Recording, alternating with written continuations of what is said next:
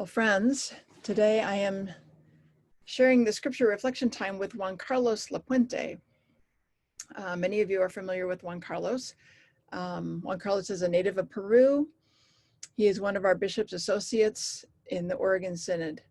He's met with the community during this interim time at least once that I know of, and has also shared in the organizing work in Cully with Mira in the past. The Synod staff is periodically offering scripture reflections to share with the congregations of the Synod if and when they feel appropriate. Well, this one felt appropriate for this season, for this moment. So I'm going to be sharing his reflection in just a minute.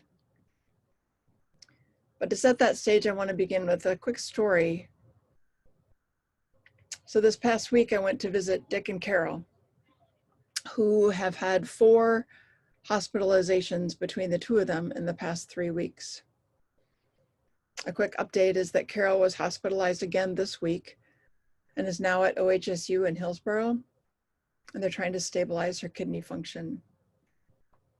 At this point, she is sleeping most of the time. And so Dick's request to this community that is so extremely important to him and to Carol is to pray and to wait. To pray and to wait. So in their lovely backyard last week, a yard, by the way, that came to life through the mentoring and work of Mark Ingman. So in their lovely backyard, we talked about medications and healthcare workers coming into their home and what life looks like right now.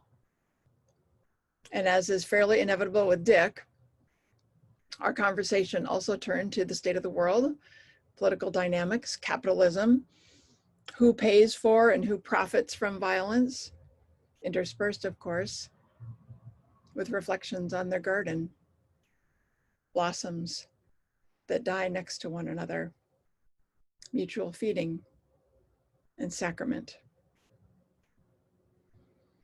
At one point, I asked Dick this question: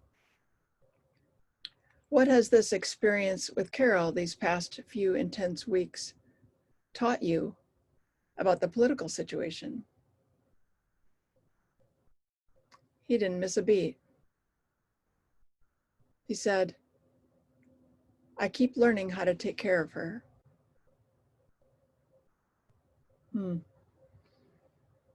I asked, what has this experience taught you about the political situation? And Dick answered, I keep learning how to take care of her. So what would it mean? What difference would it make in our closest relationships, in our community, in our public life, in our whole community of creation, if we all kept learning how to take care of one another? Kept adapting, kept learning from our mistakes, kept making corrections and remaining open to who is not being cared for well and what they're teaching about how to take care of one another. What if that were exactly what the times are calling for? So this gospel lesson is, in a sense, all about how we can learn to take better care of each other, how we can welcome correction from others, how we can call forth wiser action from others as well, how we can touch the deep wounds and let them transform and teach us, how we can live in deeper harmony with one another and the whole community of creation. And as Mark said just a few minutes ago, the broken places are the starting point. So I invite you to open your hearts and your ears to the scripture reflection by our friend Juan Carlos.